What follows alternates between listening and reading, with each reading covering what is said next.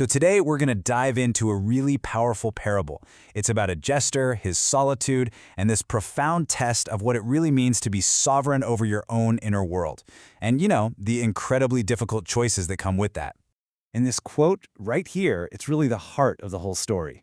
It sets the stage for a law that isn't about just being alone, but about preservation. It asks a pretty radical question, doesn't it?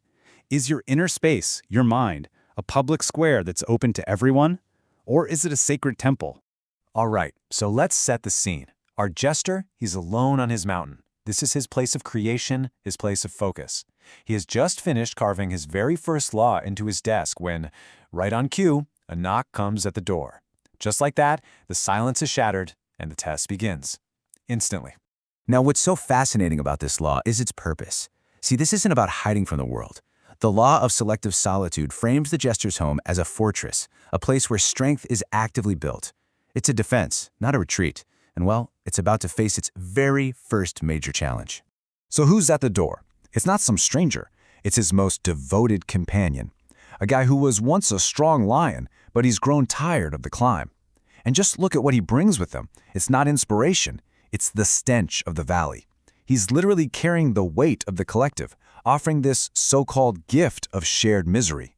And it's all wrapped up in what the jester sees as the single greatest danger to the soul: pity. And this is where things get really interesting. The core conflict isn't just about a door. It's about the battle raging inside the jester himself. He feels that old pull, that spirit of gravity, that little voice of guilt whispering that it would be cruel, just plain cruel, to turn a friend away. So you've got these two powerful forces just tearing him apart. On one side, there's the pull of gravity, that familiar comfort of the herd, the guilt, that deep-seated need to save someone. But on the other side, there's the call of the overman, a demand for total self-rule, a refusal to betray himself, and this pursuit of what the story calls star friendship, which is a connection based on mutual strength, not shared neediness. This line just reveals everything, doesn't it? The companion's offer, it's not really a cry for help, it's a siren song. It's this beautiful, tempting invitation to trade the hard path of individual growth for the, suffocating comfort of shared weakness.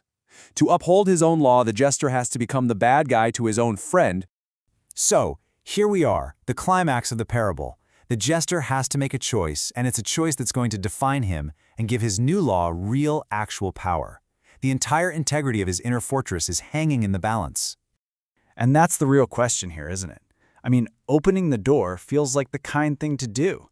But in the jester's philosophy, it's a betrayal of his own potential, and it just enables his friend's weakness. So, what does he choose? His response is swift, it's clear, and it's completely stripped of any syrupy kindness. There's no apology, no trying to soften the blow, just a command. A hard boundary is drawn right then and there in the name of a higher principle. It's a shocking moment for sure, and it's absolutely central to what this story is all about. And this is the key to understanding why it wasn't just an act of cruelty. The jester is practicing what he calls a higher love. It's a love that refuses to enable dependency. It actually demands strength from the other person. He's basically saying, look, I respect you too much to let you become a parasite on my peak. Go and find your own. It's like a surgical strike against weakness, in both of them. But the story doesn't end there. Because what happens next is just as important as the jester's action, the companion's reaction.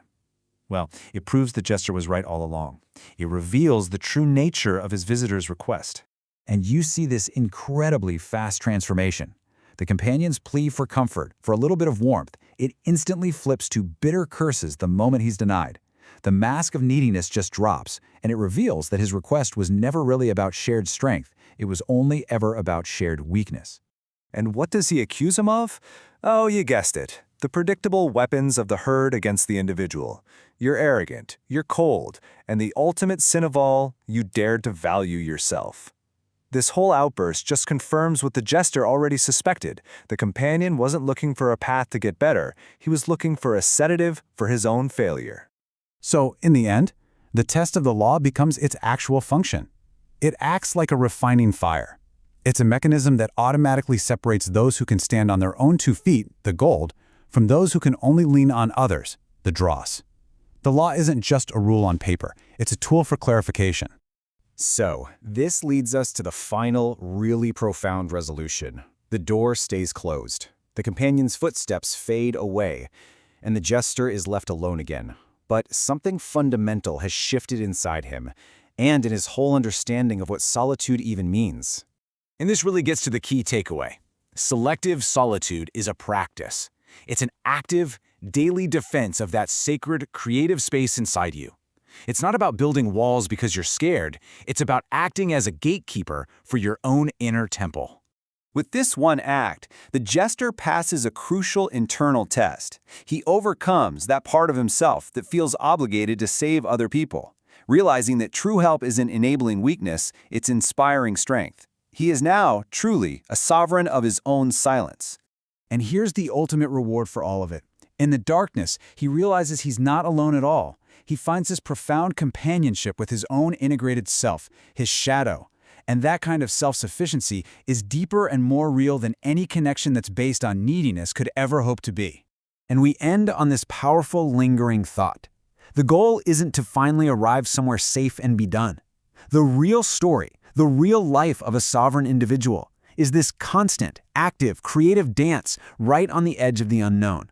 A perpetual test, and a perpetual affirmation of the self.